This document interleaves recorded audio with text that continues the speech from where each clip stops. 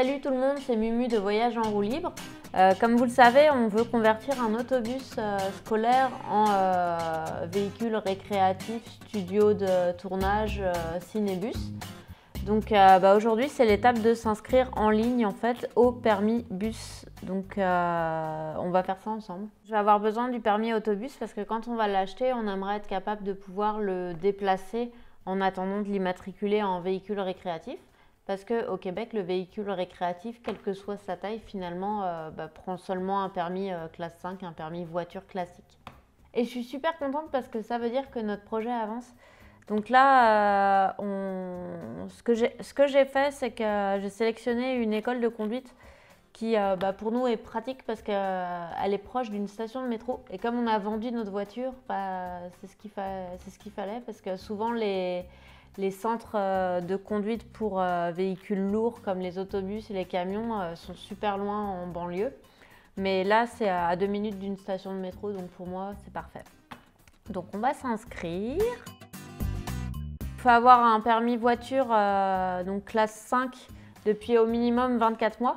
Par contre, par exemple, si vous êtes étranger comme français, les années d'obtention de permis français peuvent compter dans les 24 mois.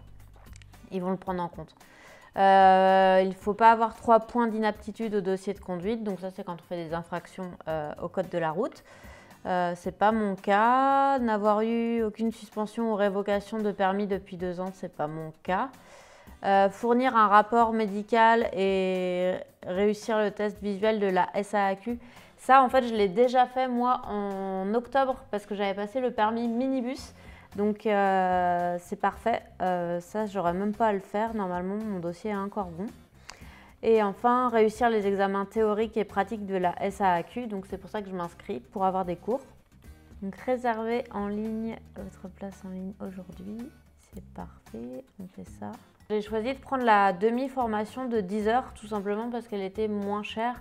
Et l'autobus qu'on veut conduire est quand même assez simple puisque c'est une boîte automatique et des freins hydrauliques. Bon, par contre, c'est sûr, si j'ai du mal avec le volume de l'autobus quand je le conduis, il va falloir que je prenne peut-être plus d'heures à rajouter en forfait. Là, dans la demi-formation, forfait de 10 heures, qui est quand même à 1 000 $. Il y a la formation théorique en ligne, donc ça m'évite d'aller aussi au centre de conduite à chaque fois. Je peux quand même travailler mon code de moi-même sur mon ordinateur. Il y a les 10 heures d'observation. Donc ça, c'est quand on passe le permis autobus, c'est obligatoire en fait d'aller sur place. On vous montre en fait les rondes de sécurité à faire autour du véhicule, etc. Et il y a 10 heures de pratique. Si au terme des 10 heures de pratique, je ne me sens pas à l'aise pour passer le permis, je reprendrai simplement des heures de pratique pour m'entraîner un petit peu plus. Ajouter au panier. Commander. Et là, on met ces petites informations. Et maintenant, on fait péter la carte. Je suis un petit peu fébrile là. C'est parfait. Donc normalement, il m'appelle sous 48 heures là pour me donner mes accès pour que je puisse passer, travailler le code de la route poids lourd.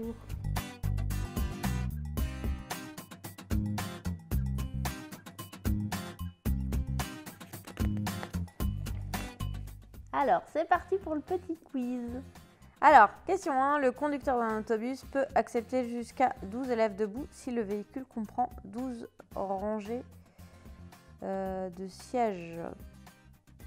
Faux. C'est pour les autobus interurbains. Je vais vérifier.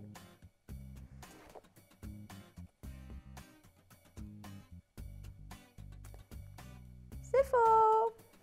J'ai gagné. Un conducteur d'autobus doit arrêter aux endroits où un panneau de signalisation indique vérification des freins si le véhicule a une masse totale en charge de 3000 kg ou plus. C'est vrai. C'est vrai. Numéro 3. Le conducteur d'un autobus doit immobiliser son véhicule à au moins 3 mètres d'un passage à niveau. Je pense que c'est faux. Je crois que c'est 5 mètres.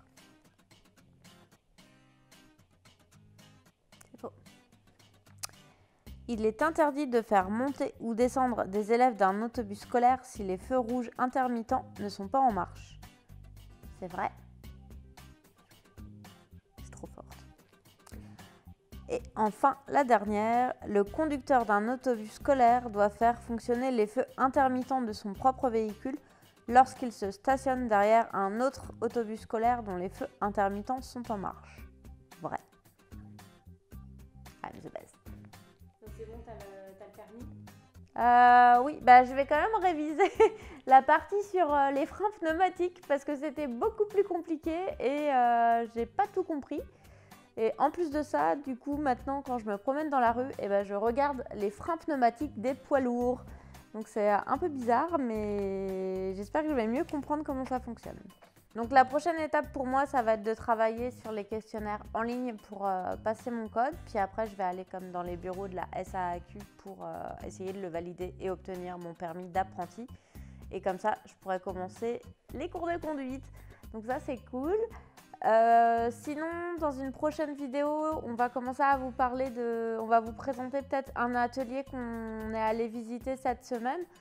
On pense faire les travaux là-bas. On en a encore un autre à visiter. Donc on va vous tenir au courant. Mais la prochaine vidéo, c'est la visite de l'atelier, voir ce qui est bien, ce qui n'est pas bien, etc. Donc abonnez-vous à la chaîne et cliquez sur la petite cloche. Comme ça, vous pourrez voir la suite des développements de ce gigantesque projet. À bientôt!